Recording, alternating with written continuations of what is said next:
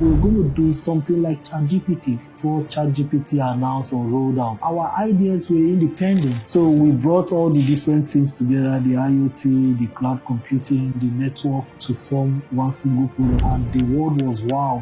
Even Nigerians couldn't believe it. They started hearing our stories from abroad. What makes you not just say, let me just relax? Africa have got no representation in the global space in terms of high tech like robotics and AI. Nobody could believe Africa if you don't prove it. So why not us start the journey and make that mark? Yes, we have the facility and we are highly motivated. There's the big one coming up. It will shake the whole of Africa. So we're launching the first.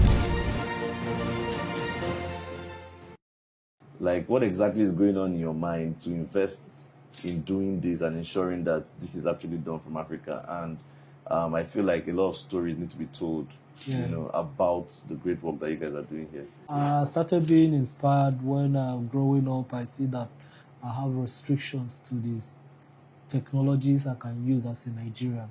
That regional barrier and limitation. And by the way, I've been a techie from secondary school. I was very good. And I was sponsored by USAID in some courses. But then, knowing the predicament around Nigeria, funding, you can't get it all out there. So I went into the business sector to make the money. Okay. Yeah.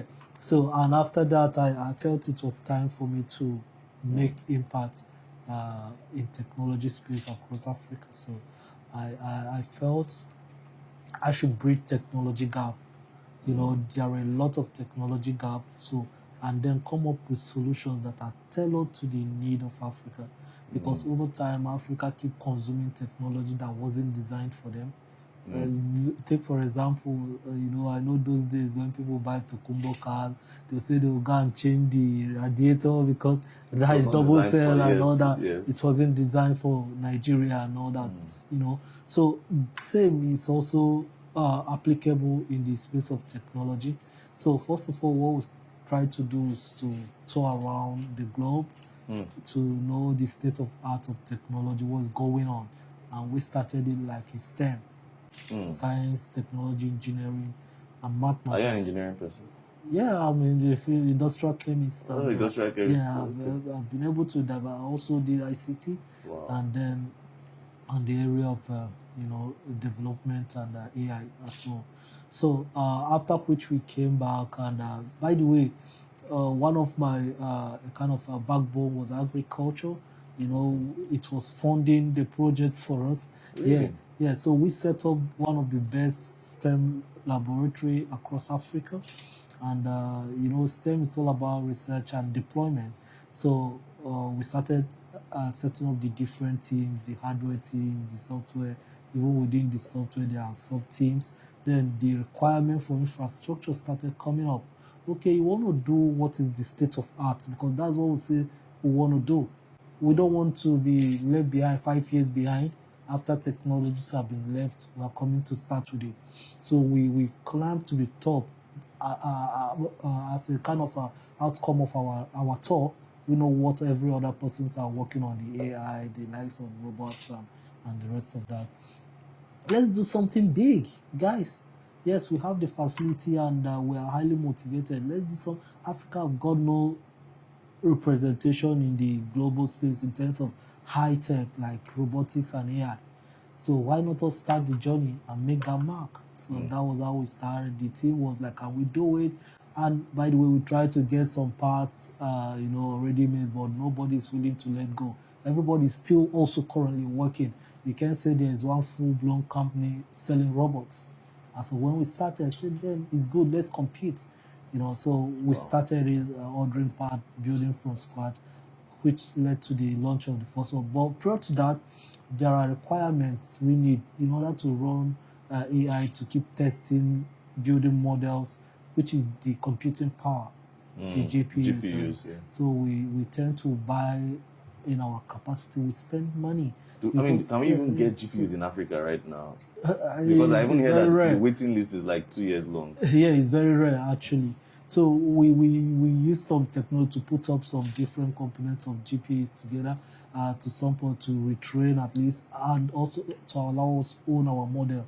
Then there is this story about African startup, their ideas are being stolen when they host their solutions in the cloud, in different clouds. So we really want to take charge of our solutions, and so we brought all the different teams together: the IoT, the cloud computing, the embedded system, the network, and all of that, to the AI, to form one single product. That shows capability. That shows a proof of concept for us, and the world was wow. Even Nigerians couldn't believe it. They started hearing our stories from abroad, and it told us that, look, there is more we can do. And during our launch at Transcorp by the then Vice President and some other great dignitaries, we mentioned that the line of products that they should look forward to should be Umeifa as a service. That is the software part of our intelligence. That was before ChatGPT announced or rolled out. So our ideas were independent. So we're going to do something like ChatGPT. So after which, because we're trying to, how do we make this available for the masses? Everybody's not going to buy robots. Yes. Do you understand? And part of it is, we also say, robot, you can have this as a robot, just have the intelligence, it can communicate and also listen. And the computer vision, profile people, identify her, is very limitless. What you can do with computer vision, So, and we want to pull them out as a part and make them a product in the relevant fields. So you can see the continuity, the process, how we keep growing as a result of problem statement driven, right? So, and we where does this your curiosity come from? Naturally, growing up, I've always been a researcher. I'm a core researcher. I've always wanted to provide solution. So that's why at all points of my life, I never wanted to do government thing or work any job. It has been research. So you can see some of these scientific movies. I'm a fan, yeah. So how am I going to find myself doing this kind of thing? So growing up, that was the idea, and delving into it, and it was becoming a reality. So, and I must tell you, ideation is something I enjoy doing. Wake up with this crazy idea, try to think over it, develop it. Sometimes I'm just thinking, trying to come up with more ideas. So, but they are a kind of it's something that is a kind of incremental. You must get to a particular level before you will be exposed to know, okay, or have that insight. Okay, we can do it better. We can take it a little further than this and all of that. But how have you been able to marry your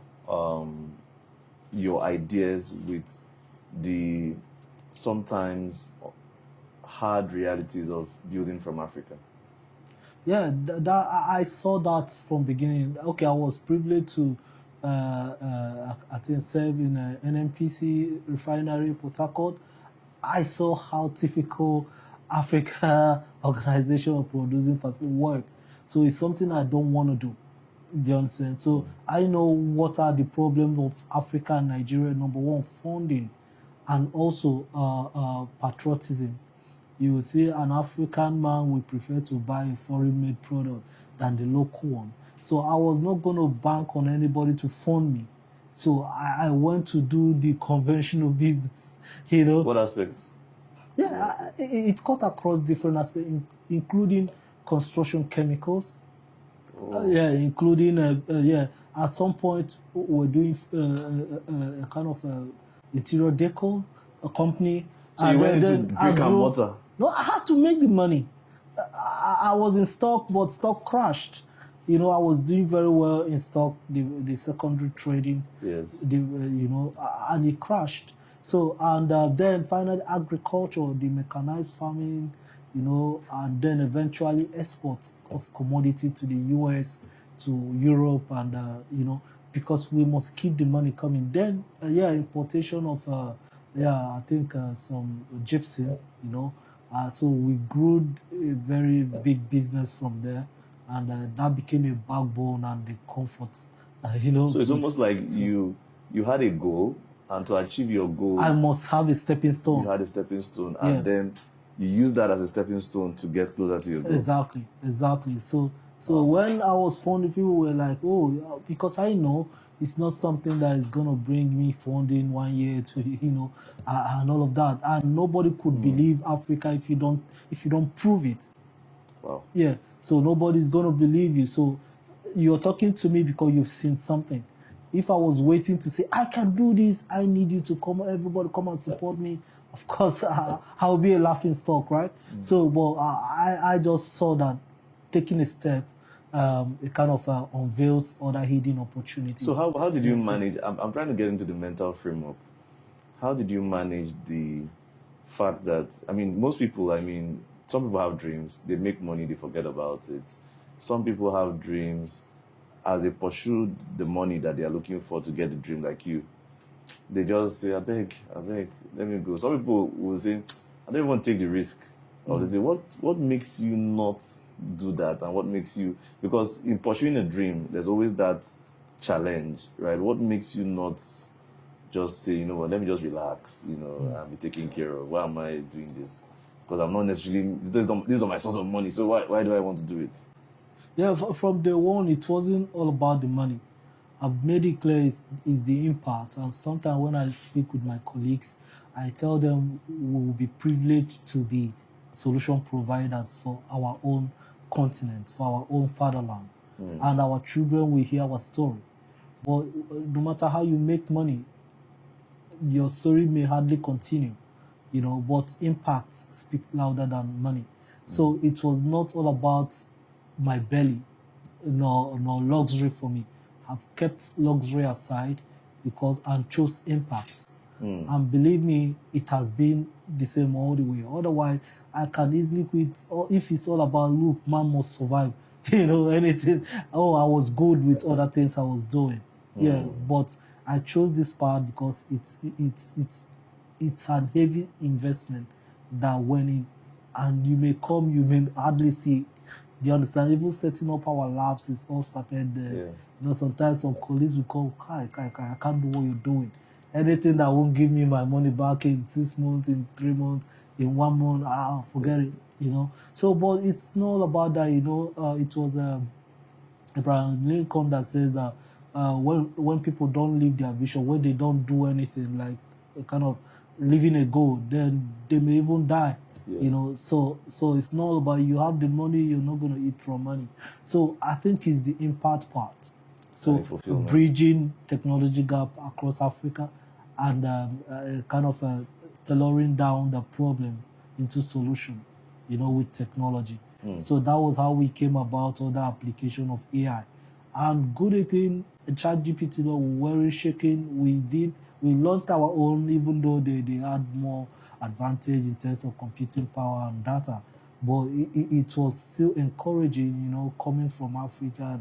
We delve into blockchain for high-level security protection, because if we must be doing that, we have to follow the trend of 4IR, Industrial Revolution, to be sure that these are emerging technology that are currently trending.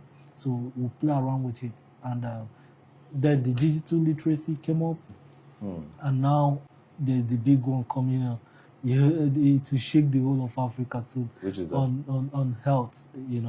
So we're launching a solution, the first and main AI-driven solution, along with telemedicine for the masses, not just the hospital. So it will redefine healthcare solution.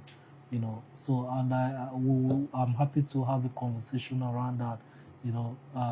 So and beside, the digital literacy also is something that every nation needs, not individual, because you can be talking about digital economy without digitally empowering or enabling the people.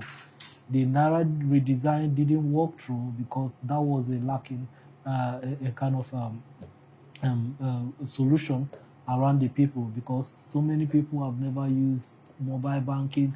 They've never digital literacy goes down to even how to power a digital device, how to use the internet in safety mode, and all of that. So it's needed. You'll be surprised that even the professors, the academias, they are lacking in this area. So we need to align. You know, the COVID exposed all of us in Africa that we weren't ready. True. So nobody was learning, you can imagine, because they weren't prepared. So it will still take us a long time. So the people need to be ready, you know, the people, because they are the drivers of economy. So if you are talking about digital economy in agri, in whatever sector, so the people need to be enabled. So digital economy is the trend of the day, and for that reason, even the UN is having the international conference at Bahrain, digital skills, because it's just the order of the future, or the present and the future. And the future. Yeah. So, and then the defense, what we're doing around defense in hardware part, you know. Yeah, I mean that really blew me away. Like drones that are that are staying in the air for how many hours? Yeah. You know, it's really impressive. Yeah. It's really impressive. So thank you very much for your time. But I would like you at the end to just please introduce yourself to us the way you would like yourself introduced. Oh, okay. My name is Dr. Chuks Kweme. I'm the chairman of Unicon Group of companies.